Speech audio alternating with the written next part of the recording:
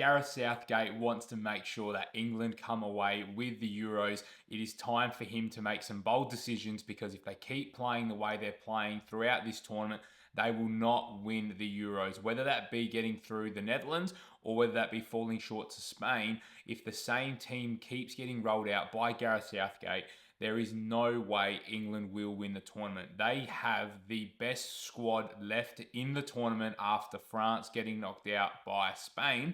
But if Gareth Southgate keeps playing this naive card that everything will be all right with the 11 that we're playing with, then he's going to have some big trouble later down the line. What we saw today from Spain, although they went 1-0 down, they took the game on. Spain in the first half looked absolutely brilliant, and that's exactly where then they got some individual brilliance from Yamal and from Dani Olmo that then got them ahead of the game, and then they were able to control the game being on the front foot.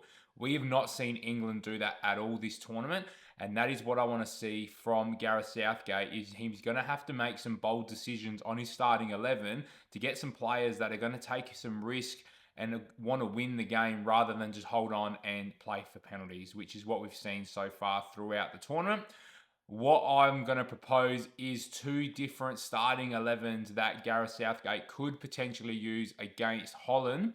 One which will be to sort of negate what Holland does and try to match them player for player, and the other one's actually going to be carrying on from their quarterfinal game against Switzerland. So I'm going to pull up the first squad now, which is a 4-3-3 shape, which I could see Southgate going either way. I feel like he went into the 5 as a necessity based off of player availability and to negate what Switzerland did in that quarterfinal. So what we see from the Netherlands is that they are a 4-3-3 team. Ronald Koeman will 100% set his team up in a 4-3-3.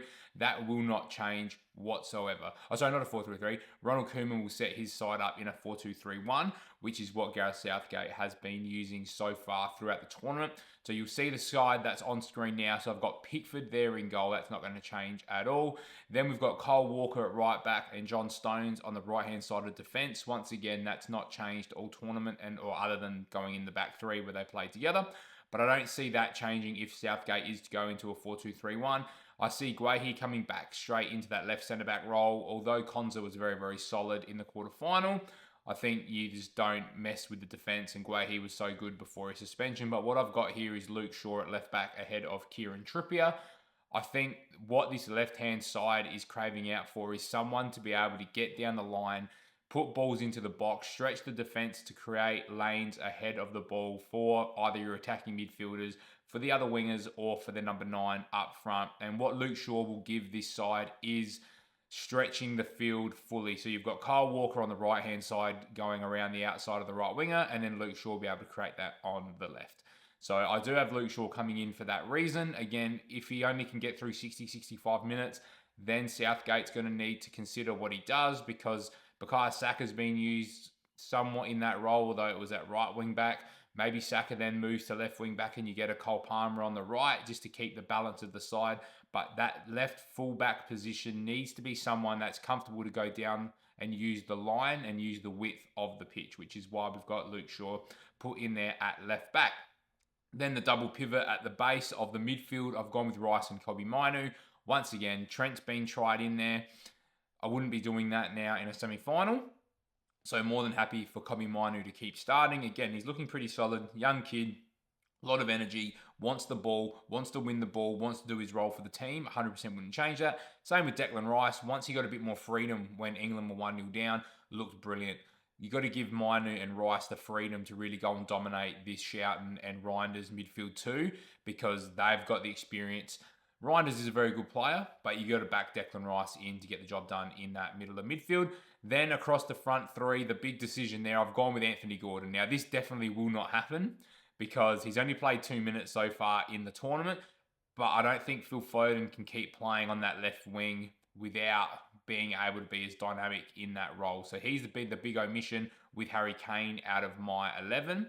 But what you need is a natural left winger. So whether that's Gordon, whether that's Eze, that position needs to be filled with someone who's going to be willing to drive with the ball, go down the left, go down the right, be a bit more direct than what Phil Foden is, because I don't think in this 4-2-3-1 system, you can carry two playmakers. So the playmaker that I have picked is Jude Bellingham. Again, has had big moments, has come up with goals for the team, so I wouldn't be changing that. And then on the right-hand side, we've gone with Bukayo Saka because, again, he's in very good form. I know there's lots of people talking about Cole Palmer, but I think you need to go with Bukayo Saka. Then up front, Harry Kane is just not doing the job at the moment. He's dropping in. You can't have Bellingham, Kane, Foden, Saka all trying to do the same job in the team. So something needs to give. The striker in this system needs to be pushing the line, the defensive line, as far back as possible. That's then going to give pockets of space to the wingers or to Bellingham. So I'd be picking probably Ollie Watkins because he's going to give you something different. If you want someone that's going to be as similar to Harry Kane, then Ivan Toney can give you the hold-up play without dropping in so deep, so you can keep your lines a little bit further apart. That's what I'd be doing as option 1, 4-2-3-1, go back to it, match the Holland. But what we've also got here is a 3-4-3 shape that I'll throw on screen now as well, which changes things up slightly. So what you can see is I've got Kyle Walker sliding from right back to right centre back, and then the rest of the defence stays the same, although with the inclusion of Trent. Again, Trent and Shaw will give you the natural width in this system. That could do very, very well. Then the midfield pivot stays the same with Rice and Mainu. Then what changes is that left winger, whoever you bring in, then comes out of the side, as does Saka, which I think Saka would be very, very stiff to come out of the team if Southgate was to go down this way, which is why I don't think it'll happen. Otherwise, Saka could actually probably start at left wing back if needed. But again, I don't think that's the option either. But this is the way that Gareth Southgate could get Foden and Bellingham in the team. And then if you're going up front in this system, it has to be Ollie Watkins, because Watkins will stretch the defensive line, which will create pockets of space underneath for Foden and Bellingham. So what I've presented here are two different approaches that England could use against Holland. It needs to be a combination of one of these two systems. I don't think you can have Foden, Bellingham, and Kane all in the same 11 and be as dynamic as required in order to get the result against Holland. I think what England need to do is know that they are the dominant side in this game and need to at least show some, a bit more forward thinking, a lot more pressing, a lot more high intensity, a bit more willingness to lose the ball, but in order to have dominance in the game. That's what we saw from Spain once they went 1-0 down. They took the game on. They were very direct. They got the ball out wide. They found channels inside. They got their 2 goals, and then they went into, all right, let's keep the ball now. Let's see if we can create any chances against a very good French side later on in the game. So they're my thoughts on what England need to do in order to be successful, or to at least try and bring the Euros home. Let me know your thoughts in the comments. What would your starting 11 be? And I'll see you very, very soon for another video on the channel.